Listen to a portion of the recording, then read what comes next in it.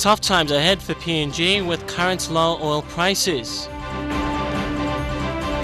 Works Department to challenge claims worth millions. Things that are not genuine.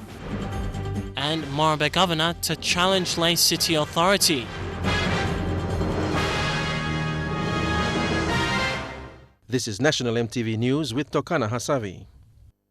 Good evening and thanks for joining me. This is Tuesday's news. The next 2 years will be tough for the oil and gas industry in Papua New Guinea if world oil prices continue to remain at current levels. This is according to Peter Botten, Managing Director of Oil Search. Mr. Botten addressed members of the business community here in Port Moresby this morning, where he spoke on the oil and gas pricing. With global oil prices currently trading at around the $55 per barrel mark, there have been concerns raised over the future of oil and gas projects in Papua New Guinea. According to Oil Search Managing Director Peter Botten, current oil prices may have little impact on current production and exploration, provided they don't remain at these levels for too long. But he says the next 2 years will be critical for the industry in Papua New Guinea. In summary then, the oil and gas business is undergoing a major structural change. It's driven by a shift in the supply balance. And in our view, the impact is likely to be medium and long term. We don't believe we're going to go back to north of $100 a barrel for quite a number of years. And there will be a balance of supply between new supplies from the US and other projects that are competitive, and that of traditional sources such as OPEC. As the largest investor in the oil and gas sector in Papua New Guinea, Botten says Oil Search is looking to ensure that it receives maximum returns from its current production operations. He adds that whilst world oil prices continue to hover around the $55 to $65 per barrel mark, there is a view that the long-term future price of oil would be at around the $80 per barrel mark. There is a need for the industry to step up, partner with government on infrastructure, various key social metrics such as health programs, and obviously in the medium term, long-term capacity development, not just in the central government but also in the provinces. We also see that there's other opportunities in the highlands. We also see that potentially small-scale LNG resource projects and remote communities can be very competitive in this market. Morobe, National EMTV News. Landowner claims piling up at the Department of Works have accumulated to 600 million kina. However, the state has decided to challenge all these claims in court to justify their true nature. The Department of Works has been successful in dismissing an 86 million kina claim for the Simbu section of the Highlands Highway. The National Court last Thursday threw out the case, finding that it was not a genuine claim. Today, Works Secretary David Wera said landowner compensation claims have been one of the greatest impediments for the state to deliver state-funded projects. In a press conference in Port Moresby this morning, Secretary for the Department of Works and Implementation David Wera said the issue on landowner claims and compensation has set a bad trend, hindering development in the country. He said though there is a law in place giving the state every right to develop the 40-meter corridor on all roads, people are still ignorant, trying to defraud the state of millions of kina in public money. Over the years, I've been paying so much of public monies in settling a lot of these claims. Most of these claims have been particularly for things that are not genuine. A lot of these payments have been for claims that are dubious and that are not within the allowed 40-meter corridor. Secretary Wera said the state will not make that same mistake by paying out claims blindly, but test each claim in court.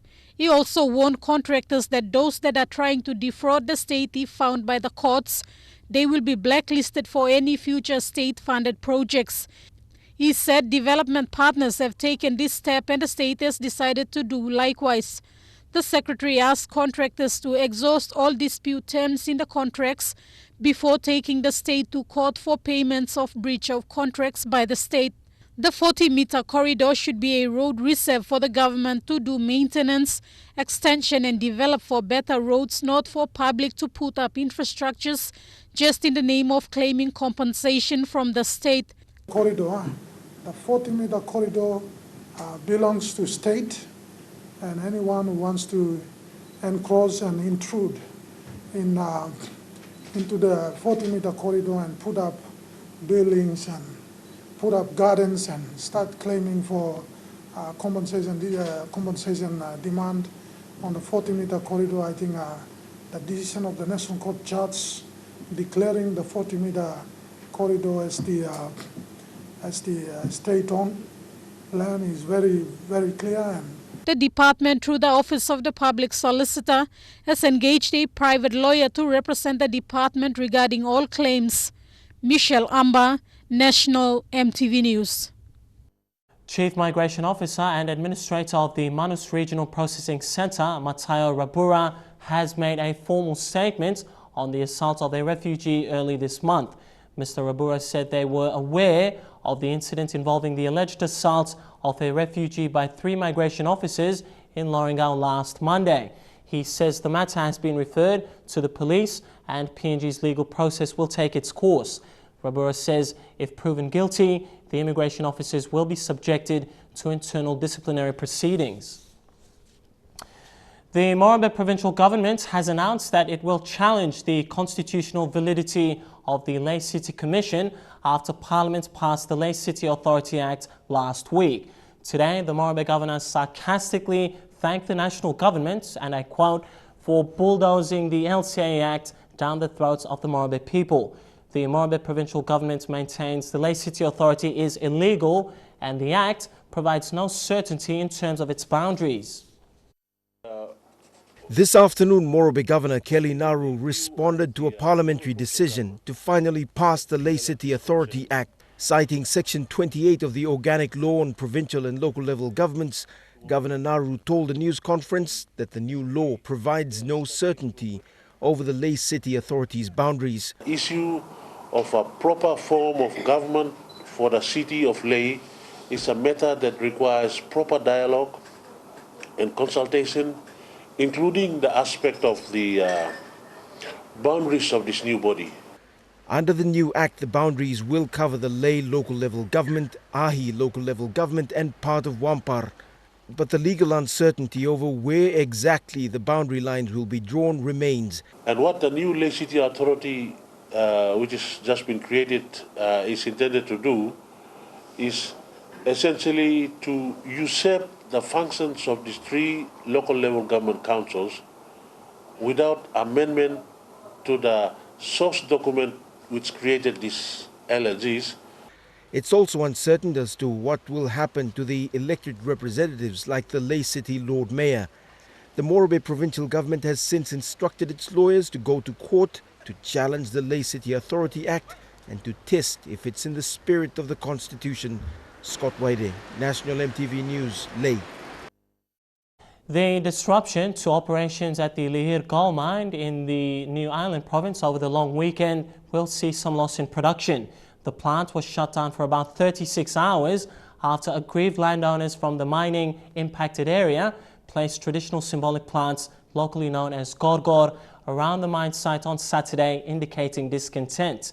Developer Newcrest Mining says the temporary interference was closely managed by Newcrest Site Management and operations commenced again on Monday evening. Newcrest says it is engaging with the Mineral Resources Authority and other stakeholders, including landowners, provincial and local level governments. Newcrest says last month all parties agreed to an internal audit led and coordinated by the MRA, including a review of commercial engagement processes and benefits allocation associated with landowner commercial activities. Newcrest is committed to working with landowners and all levels of government to create that outcome.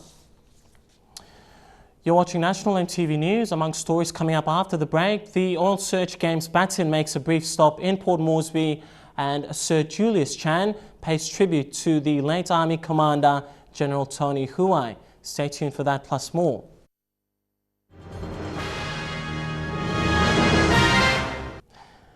Good to have you back with National MTV News. The Governor-General, Sir Michael Ogier, received the Pacific Games baton in front of a small audience at Government House last night. Guests included dignitaries from various diplomatic missions, as well as senior members of the Pacific Games Organising Committee and Sports Minister Justin Chichenko. The setting sun behind him, the baton is carried up the driveway to a waiting head of state. Sir Michael standing expectantly, alongside him Lady Esme. The Governor-General strolling along to a waiting reception of delegates. His speech focusing on pride in hosting a momentous event. In the true spirit of friendship, sportsmanship, and camaraderie, let us stand proud and make this event, the 50th South Pacific Games, the best and greatest sporting event ever for our country and the Pacific. Game CEO Peter Stewart uncharacteristically short in his remarks. And the Oil Search Baton Relay is a way of uniting all of the country towards this event, this fantastic event. And we're certainly very proud that we're able to bring it here to Government House tonight and have His Excellency as part of the relay, because it really does signify the unification of what is an amazing country with very diverse cultures, very diverse people, but all united under one flag. With the baton having travelled to spectacular landmarks such as Mount Willem and the Tufa Fjords, Baton team leader Tamsin Wardley acknowledged the various gifts presented to the team along their journey. Our aim with the relay when we very first started was to get 1 million Papua New Guineans to be involved with the relay. It has been explained to us in many provinces that if one family member or one clan member touches the baton, then so do all their family and all their clan. So on that basis, when we finish this journey, the whole of PNG will have experienced the Oil Search Pacific Games relay. The gifts ranging from carvings and headdresses to a mock baton presented by the people of Oro Province. The Governor-General's message was very simple. It was all about promoting unity and encouraging all Papua New Guineans to become involved in what he has described as an incredible opportunity that has given all Papua New Guineans the chance to showcase their sport, culture and heritage. Now, since the baton relay was launched on the 26th of March, it has travelled across 17 different provinces in just under 60-odd days. Jeremy Mogi, National TV News. New Ireland Governor Sir Julius Chan has praised late General Tony Huai for his service to the country. He was paying his tribute during the funeral service of late General Huai at Murray Barracks here in Port Moresby last Friday. The former commander was Lieutenant Colonel in 1980 when he led the PNG Defence Force to war in what was known then as New Hebrides, now Vanuatu. Huai was instrumental in assisting Vanuatu gain its independence when he led the Kumul Force. His action of bravery joins a long list of distinguished acts of bravery that has characterized Papua New Guinea. Sir Julius says it is a record that has brought honor to our country. He described the late Army commander as an exceptional man who took on challenges with calm when it seemed overwhelming. The number of tourists visiting Madang has decreased over the years. Figures from last year show less than 1,000 tourists visiting. But the Madang Tourism Arts and Cultural Bureau hopes the recently staged Madang Festival will reboot the province's tourism sector. The festival will also help the Bureau generate funding to promote tourism in the province.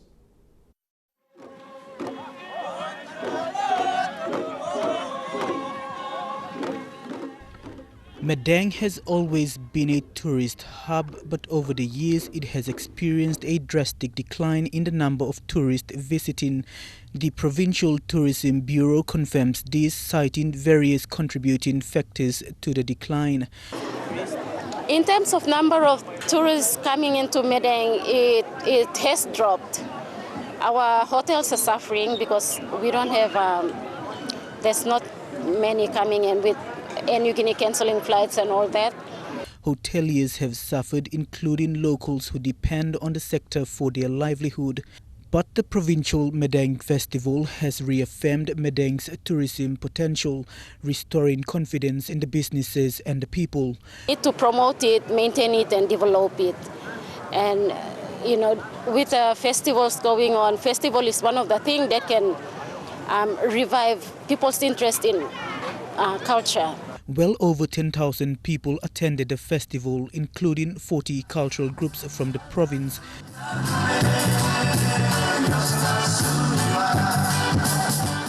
Festival co-chair Richard Jones was impressed with the turnout.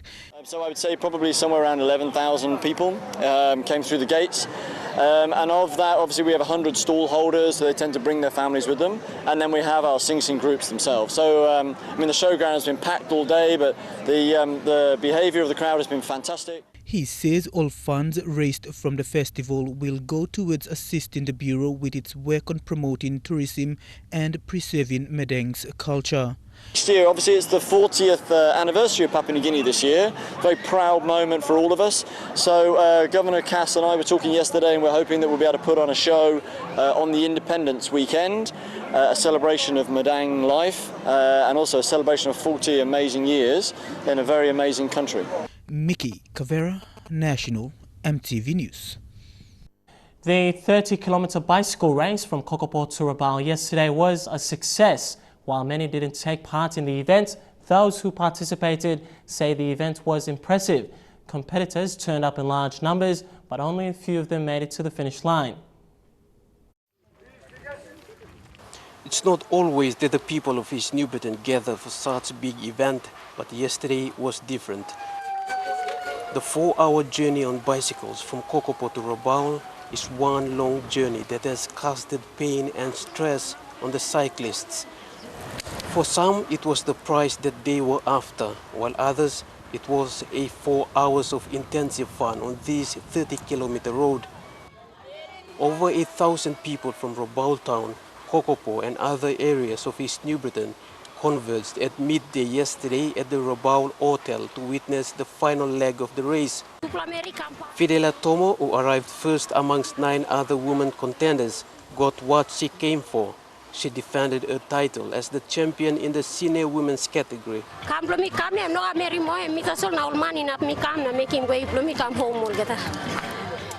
The two brothers, Jackson Kandi and Dominic Kandi, made it past the finish line on the first and second placing respectively in the senior men's category, but their win was disqualified.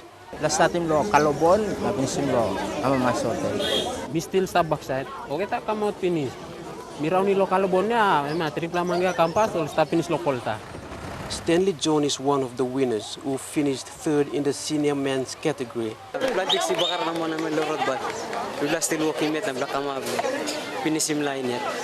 that is not all. Contenders in the junior division also bagged various prizes from the host organizers, Pacific Industries. The event remains a major community activity in East New Britain province on the 8th of June every year. For the major sponsor, Pacific Industries, they have already begun plans for next year's event that will be a bigger one than those in the previous years. Edwin Fidelis. The East New Britain provincial government has engaged Air New Guinea to construct a new cargo shed at the Tokwa airport to improve the airport storage capacity. A cheque of 300,000 kina was presented by the East New Britain government to Air New Guinea CEO Simon Fu in Kokopo today. The new airport facility will cater for large amounts of cargoes that will be ferried by plane over long distances, both locally and internationally. This comes at a time when East New Britain is going through a transformation period to become the tourism hub of Papua New Guinea. Since the eruption, we haven't had a cargo facility. And recently, NAC have come to us to give us the land to build our own shed. And by this contribution, we will have a bigger facility to help us also move produce from our province. It'll move all the fresh produce to Port Moresby and Lae, where the demand is. So it's a small step towards what we want to achieve in the big plan. The family of Emma Kokoli, the National Housing Corporation staff who was threatened last week with an eviction, have been evicted from their Coronation Drive residence in Lae City. Today, National Housing Corporation staff went to her home and removed all her properties. She was told that the NHC had cash flow problems and needed to sell off its existing properties. This latest of a series of evictions in Lae City has drawn widespread public criticism. This afternoon, contractors hired by the National Housing Corporation evicted the family of Emma Kokoli, a serving National Housing Corporation staff. This was despite the fact that she still had a 14-day window to pack up. Husband Joseph Udu took these pictures of the contractors as they were locking them out. Start long. Cross talk one time go come. So hold up legal just like stop him. Lawyer blom plakam, lawyer blom miss all come. All come up now me plak talk to go come. Emma Kokoli served the National Housing Corporation for 30 years. She was told 2 weeks ago she needed to move out of the Coronation Drive property because the National Housing Corporation was having cash flow problems and needed to sell off a few properties, including her residence. Talk to one lawyer blom cross go come, but fight talk to the mouse. Go now talk all right. By got talk. By if moving something come outside the stop, by put him go on not really house tumbler all by lock him house long. National Housing Corporation. Last week, when she was away, contractors allegedly entered the home and stole electronic goods, including phones, tablets and laptops, worth over 4,000 kina. Suppose I'm serving a department 30 years. Suppose look some of the department, I know some now all working now. Same day, all come working eviction. Same day, all 7 notice, no working eviction. I mean, good luck to Maslow. This is kind something back on. Today, the family was told they couldn't live there anymore. They were given 3 hours to move out. Morobe Governor Kelly Naru, who heard about the eviction, said the NHC should be giving long-standing tenants the first right of purchase instead of evicting them. These people deserve a fair go,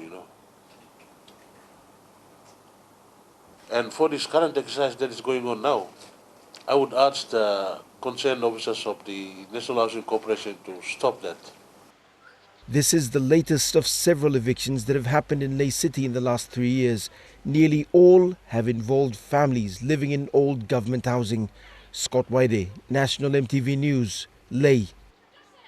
And now we take a look at the finance news. The kina closed unchanged at $0.3675 in the interbank market.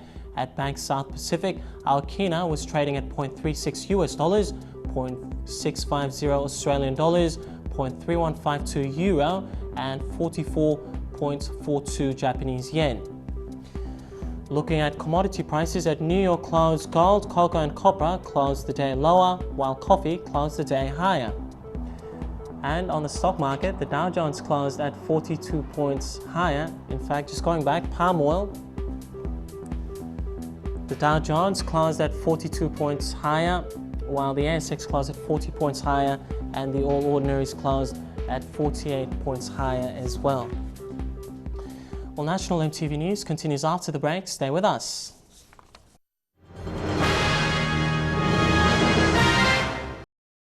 Thanks for your company and welcome back to the news. A leadership development program was held in Pogera District, Enga, to help change the way stakeholders address family and sexual violence in their communities. The training is part of the PNG Australia Law and Justice Partnership Program, an agreement in place to improve the law and justice sector. The training concluded last month. Because of the concept involved, the training was conducted in a series of workshops over 3 days. The idea was to empower stakeholders on how to respond to family and sexual violences in their workplace, communities, and within their families. This training is the second series of 3 series. The first was held in March and the next will be July. In Papua New Guinea, family and sexual violence rates has increased in recent years. At the Lae Metropolitan Command, over 40 cases of sexual violence are reported in a week. The perpetrators are not those ones who are living outside of the family or Lonara Plahapa. They're the ones who eat and sleep under the same roof with the victims and the parents. Similar figures are also reported to other provincial police stations. Thus, the PNG Australian Joint Law and Sector Partnership Program was initiated to assist community and spiritual leaders, parents and teachers on how to think, speak and act when addressing the violence. The Civil Society TLDP trainer who co-facilitated the training said the territory stakeholders who participated in the May training were outstanding and have the opportunity to undergo the training of trainers. Taklagunga, National EMTV News. A first ever anti-corruption workshop was conducted in the Porgera district recently. The workshop educates locals, businesses and government departments on ways to fight corruption. The training was delivered by an NGO group, the Restoring Justice Initiative Association and PNG Australia Law and Justice Partnership.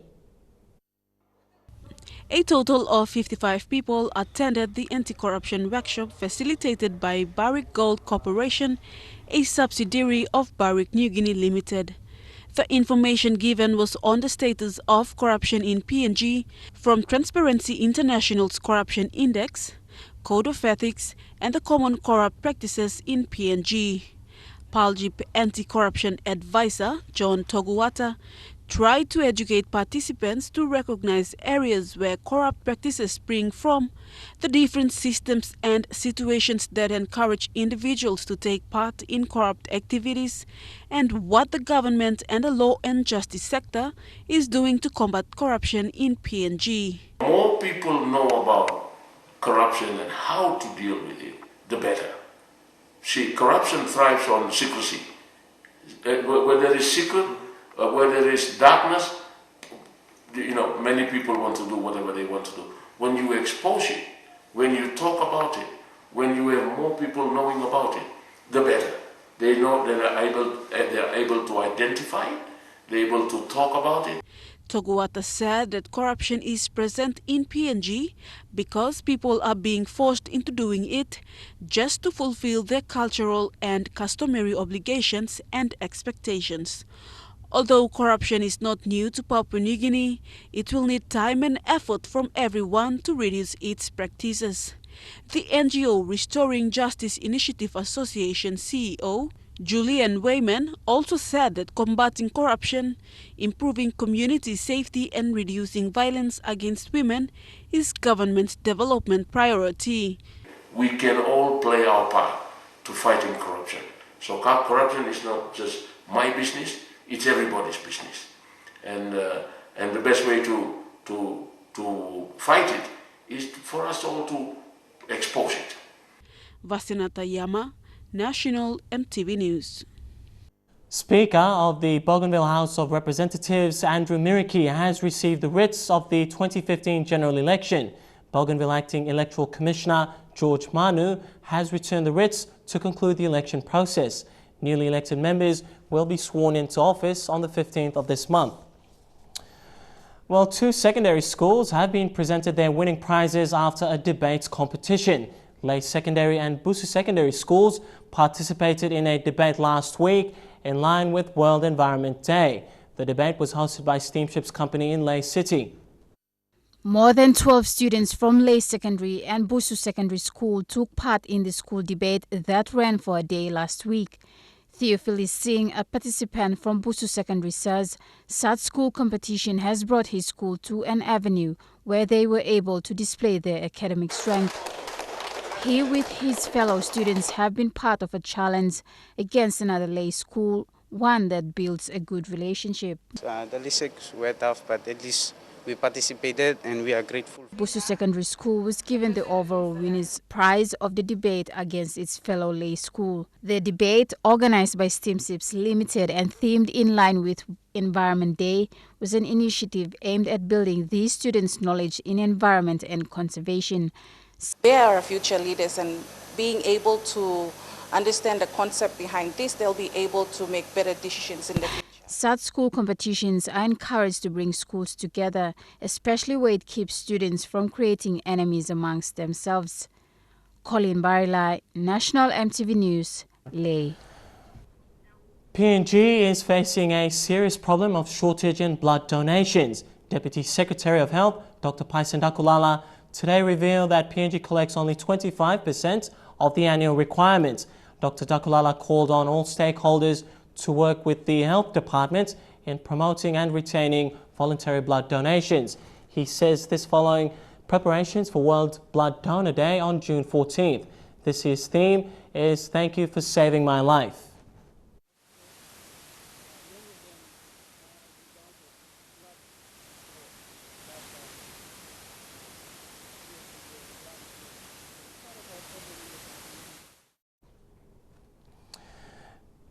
The ownership and management of the new Games Village at the University of Papua New Guinea will be decided after the Games. Sports Minister Justin Chichenko says the infrastructure costs millions, therefore must be maintained and looked after properly by a competent management. The minister says the world-class Games Village have 1,600 rooms and is well equipped with modern facilities. The village was built primarily to house the athletes for the Pacific Games next month, and after the Games, the UPNG students will occupy the building. But reports of ill-disciplined students, including drunkards, have caused the sports minister to consider an effective management team to manage the Games Village for a long run.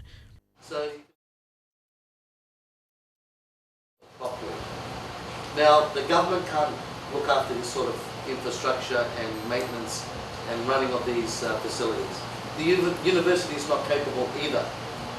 We need to get the best professional company to outsource it to ensure that the place is always maintained, the place is clean, the laundry is done, you are fed, and the place is looked after, and your security is number one importance as well.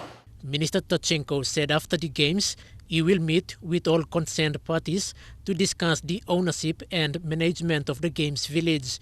In support, NCD Governor Powes Pakop said strict regulations will be imposing to occupants of the building.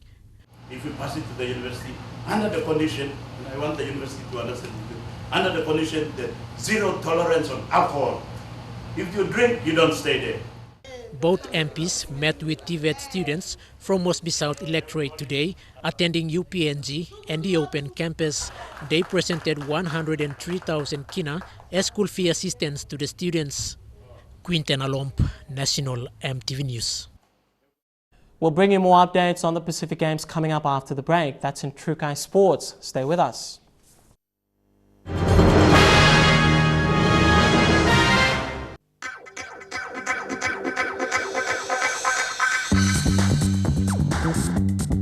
Trukai Sports.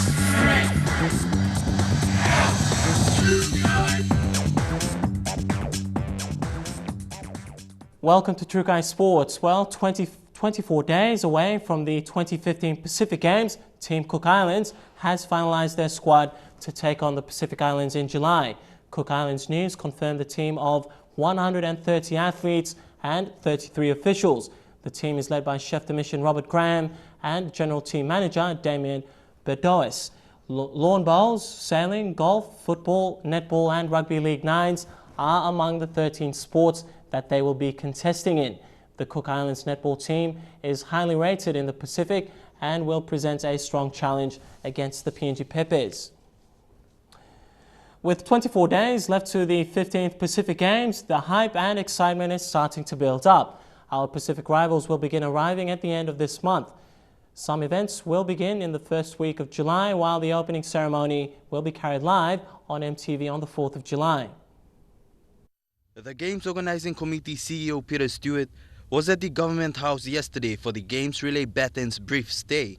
He said the GOC is pleased with the overall outcome and hard work being put into the games and venues. Pleased that we're almost upon the Games, and the hard work that's been put in place by all of the teams from all of the various delivery agencies, from government, the hard work of our Minister and our Chair of the Pacific Games Authority is all coming to fruition. Last week, a delegation sponsored by the Port Moresby Chamber of Commerce toured the new facilities at Taurama and the Serdrongai Stadium, with many expressing amazement and satisfaction at the progress. Games point of view, these are the biggest venues, we've got the biggest number of athletes, there are so many firsts for this Pacific Games, you wouldn't believe it. the largest broadcast, qualifying points for most of the sports, Olympic qualifiers. This event is going to be something special. Participating countries in the Games will all begin arriving by the last week of June, with the Cook Islands amongst the first to arrive and the large New Caledonian contingent on the 4th of July. Elijah Lavette, National EMTV Sports. Leaders from the respective churches throughout Papua New Guinea were at the Pacific Games Pastoral Care Committee launch at Telecom Romana today. The church leaders pledged their support to the Games Organising Committee and the government for the 2015 Pacific Games here in Port Moresby. Church leaders from the different denominations showed their support at the launching of the Pacific Games Pastoral Care Initiative. They believe the Pacific Games will be a great opportunity for we as a nation to showcase our country to neighboring Pacific Island countries and the rest of the world. We are committed to do our part together with the government's efforts and the management of the Games efforts to making Papua New Guinea and changing the perceptions and the mindsets of the whole world. The churches have also pledged to stand together as one and be united as we welcome the 2015 Pacific Games to our shores. Today, publicly showing to Papua New Guineans and to the Pacific that we are prepared to put aside whatever differences they have existed in the churches, to different views on issues, as well as the doctrinal issues and dogmatic issues, so that we can stand together with every stakeholder in these games to make this the best games yet. And not only that, but a permanent and lasting memory in the minds and hearts of our people that Papua New Guinea is really a very nice country. The church leaders have declared as part of their support to the Games Organising Committee and the government that as of today they will begin 40 days of prayer that will continue throughout the period of the Games. A 40-day of prayer and fasting, and so we are calling on all our Christians all over Papua New Guinea, and you will read of and hear of more detail of this program in the media, on radio, for us to pray. And I believe the Games Organizing Committee of our pastors from the different groups that are involved are allocating one nation in the Pacific to one province in the country to pray. Church leaders have offered their services as counselors for the various Pacific Island nations who will be present for the Games next month. Dion Kombang, National EMTV Sports. Trukai Sports continues after this break. Stay with us. Trukai Sports. Good to have you back with Trukai Sports. The SPPNG Hunters have come off their 6th win against the Ipswich Jets, 40 points to 28 over the weekend. On Saturday, the Hunters will face the South Slogan Magpies at the Sir John Guy Stadium. This will be the first time for Port Moresby to host the Hunters game, and the Rugby League fraternity is enthusiastically gearing up for this weekend. MTV's Lae City took to the streets of the nation's capital to engage public feedback. The Hunters have been in outstanding form lately, having gone 6 games undefeated. Will this weekend be no different to the last 6 rounds? That was the question residents in Port Moresby answered. Me watching all come, they all stop like great form straight. Lo come up on la group la pilai. I'm meeting us home ground blow antas too, so meeting us all by winning just like game. Na miama mas all ba can play miama mas. Na misaboti mo all ba win. Rugby League has an enormous following in the country, and for the first time since their entry into the Intrust Super Cup, the Hunters will play in front of a different home crowd. The Sir John Guys Outdoor Stadium will become the official home to the Hunters from here onwards. All the SP Hunters supporters here in Port Moresby can finally see their team play on home ground here in NCD and support them all the way. Now the game is set for kick-off on Saturday the 13th of June here at the Sir John Guys Outdoor Stadium in Port Moresby. Tickets are already on sale, now 25 kina for the outer grandstand and 35 kina for the main grandstand. Although we are expecting a good turnout here in Port Moresby, you can be rest assured that the streets will be jam-packed come Saturday. Lorraine Genia, National EMTV Sports. To NRL, the Parramatta Eels gave away a 24-point buffer to see the North Queensland Cowboys come from behind to claim victory 36 points to 30. The Cowboys scored 3 tries in a space of 6 minutes in the second half to shock the Eels as they walked away with the win. The boys from up north came into the match as hot favourites, but were tested as the Parramatta Eels got off to a brilliant start with Corey Norman crossing for a try. Downfield, Norman goes past Thurston, nobody in front of him, he's going to win the... The Eels inched ahead with a penalty and grabbed an 8-0 lead. And soon after, Santa Brett Takarangi scored a try in the corner. Top Takarangi! But Cowboys star Michael Morgan put the North Queenslanders on the scoreboard with a try. The Eels then showed their strength when Manu Mau crashed over to see Parramatta extend their lead even further. Semi Radradra got in on the action and scored one for himself. The big Semi!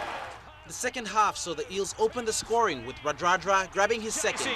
Back on the inside, the ball goes to ground, Robertson tips it up, here is Semi, toot toot, goodbye, Radradra is in again. The Cowboys then began their fight back and grabbed 3 consecutive tries in the space of 6 minutes to level the scores.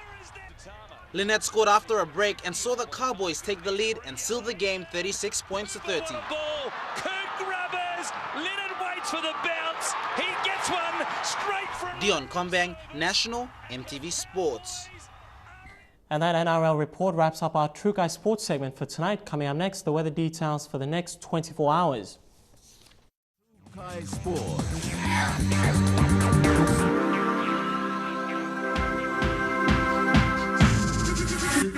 True Guy Sports.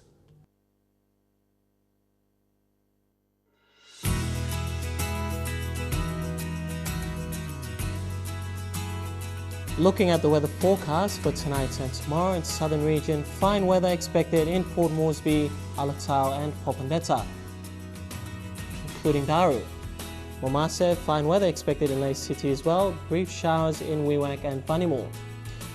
In the New Guinea Islands, showers plus thunderstorms expected in Kimbe and Kokopo. And lastly, in the Highlands region, fine weather, then morning fog expected in Goroka and Kundiawa. Well, a quick recap of our main stories before we go tonight. Tough times ahead for Papua New Guinea with current low oil prices. Also, Works Department to challenge claims worth millions of kina, and Morobe Governor to challenge Lae City Authority. Well, that wraps up the news, sports and weather tonight from the news team. I'm Tokana Hasavi. Thanks heaps for your company. You take care and stay safe. Good night.